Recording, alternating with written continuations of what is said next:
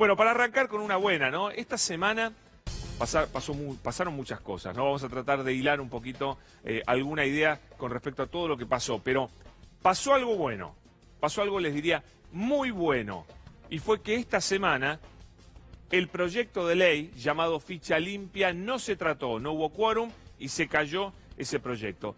El nombre es lindísimo, Ficha Limpia, es muy atractivo, te lo venden además como la posibilidad de impedir que los corruptos lleguen al poder. ¿Quién va a estar en contra de eso, no es cierto?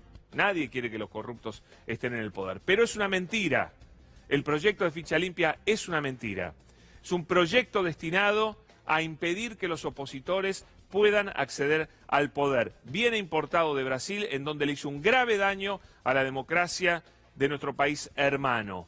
Se usó para atacar y perseguir opositores. ¿Cómo funciona el esquema? Yo digo que es el complemento perfecto del lawfare, la guerra judicial, la guerra política a través de la justicia. Entre paréntesis, hay un libro muy interesante que se presentó esta semana de Rafael Bielsa, que tengo muchas ganas de leer y seguramente lo vamos a estar comentando en breve, donde él condensa un montón de hechos de lawfare, de guerra política a través de la justicia, no una competencia política a través de los votos, sino utilizando a la justicia. Pero ¿qué dispone el proyecto de Ficha Limpia, que es tan importante que lo entendamos, porque tiene mucho que ver con lo que ha pasado estos últimos 4 años?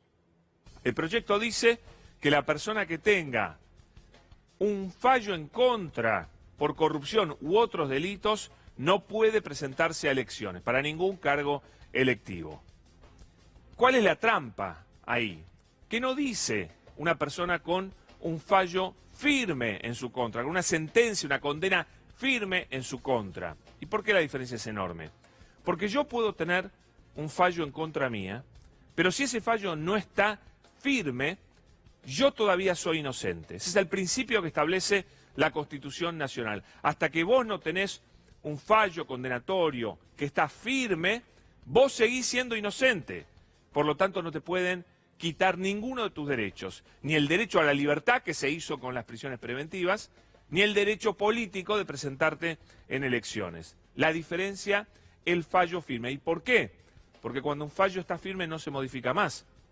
Y mientras no está firme, nadie puede considerarte a vos culpable, ya que una nueva instancia judicial puede revocar ese fallo, puede cambiarlo, con lo cual vos serías inocente.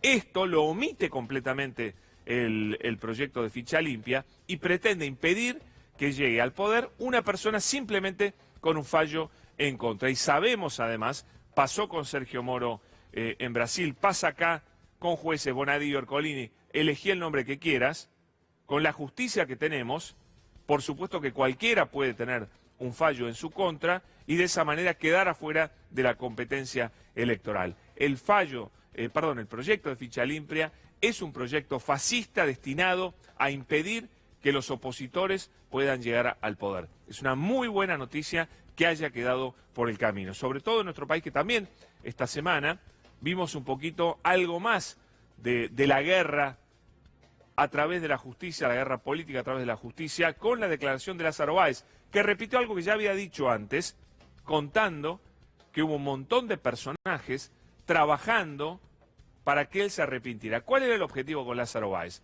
Por supuesto, no Lázaro Báez, sino que Lázaro Báez dijera que era el testaferro de Cristina Fernández de Kirchner. Ese era el único objetivo de Mauricio Macri, a través de la AFI, a través de un montón de enviados, hasta periodistas, dice Lázaro Báez, que lo fueron a ver para convencerlo de que tenía que arrepentirse y señalar a Cristina Kirchner como parte de actividades ilegales, y él decir, yo soy el testaferro de los Kirchner. Él dijo, nunca lo voy a decir porque eso es falso.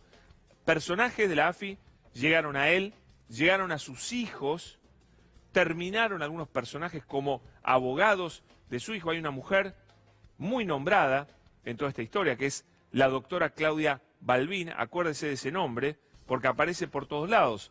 Aparece en el D'Alessio Gate, por ejemplo, aparece en el caso por el cual está preso Marcelo D'Alessio, donde está involucrado Santoro, Stornelli y compañía.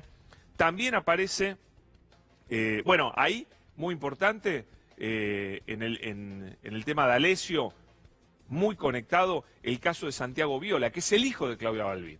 Santiago Viola fue el que armó la historia falsa de que Sebastián Casanelo, el juez, había estado en la Quinta de Olivos con Cristina Kirchner, teóricamente haciendo un arreglo por el tema Báez. Eso se demostró que había 2 testigos falsos, que habían sido armados por Santiago Viola, el hijo de Claudia Balbín. Claudia Balbín también metida en el caso del gas natural licuado, por el cual hay gente presa al día de hoy, una causa totalmente falsa, armada, donde hubo un perito que hizo una pericia trucha, ya se demostró que esa pericia es trucha, y ahora se viene el juicio oral al perito. ¿Con quién hablaba por teléfono el perito? Según investigaciones que se están haciendo informalmente, hablaba con Claudia Balbín. Claudia Balbín, buscala, está por todos lados, por todos lados. ¿Por qué? Porque trabajaba para la AFI. La AFI, ¿qué hacía? Bueno, se dedicaba a armar causas, a intentar que gente se arrepintiera con un único fin: señalar a Cristina Kirchner para desactivarla políticamente. Evidentemente, eso, como saben ustedes, fracasó. Bueno, esa es una historia, ¿no?, sobre la cual vamos a seguir hablando bastante. Me meto en algo de estricta actualidad, lo que pasó entre antes de ayer y ayer, la derogación del protocolo para la interrupción legal del embarazo emitido por el secretario de Salud, Adolfo Rubinstein. Y ahí hay mucho para hablar, pero bueno, tenemos poco tiempo. Después lo voy a hablar con 2 especialistas, a ver qué repercusión tiene y qué significa. Yo me voy a dedicar a lo que más me importa, que no es la política, en este caso, no a las motivaciones políticas. Me voy a referir a lo que está pasando hoy con las mujeres en la Argentina, y sobre todo con las mujeres más vulnerables, las menores de edad y encima de pocos recursos. Porque ustedes saben que una menor de edad que se queda embarazada y tiene recursos puede abortar tranquilamente, con total seguridad, en una clínica privada, si tiene la plata para pagarlo. Si no, hay que recurrir al hospital público.